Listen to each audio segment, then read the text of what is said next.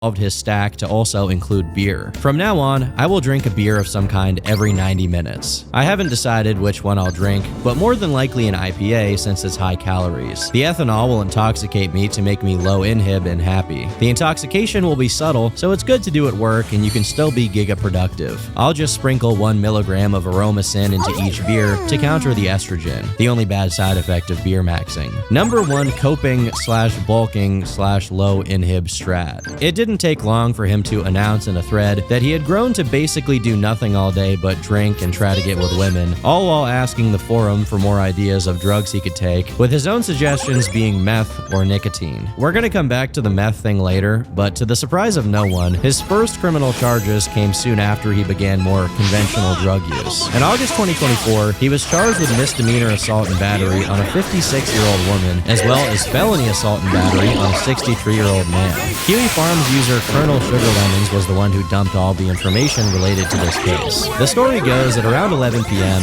an altercation broke out over 2 members of a large wedding party who were allegedly pulling on bras hanging from the ceiling in the bar area. Clav approached them, told them to stop, and they initiated a fight, leading to an all-out brawl. So far, not really anything unreasonable from Clav, but it appears that during the chaos, he was throwing punches at someone's mom, the 56-year-old woman listed in the charges. Now, I am going to say here that he most likely didn't do it on purpose, especially since these charges were dropped. However, I also think it's likely that his employer wasn't aware that one of his bouncers was regularly drunk and drugged up to the gills while on the shift. If any legal situation like this happens, and for whatever reason, Clav gets tested for drugs, he is an automatic liability and is a lot more likely to be considered culpable. But regardless, he got away with being an alcoholic, tree gabbling, and baclofen fiend.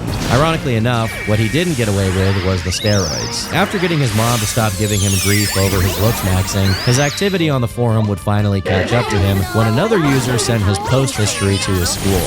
I was kicked out of uni for essentially roid maxing and, looks maxing. Whatever the term you want to use is. Unfortunately, someone decided to archive all of my posts and apparently find out where I went to university and send them all to the public safety at my university, detailing all my alleged activities, which prompted them, the university, to do a search of my room and uncover certain looks maxing peptides and things like hormones and TRT and whatnot. In this gestured clown world of America, that's illegal.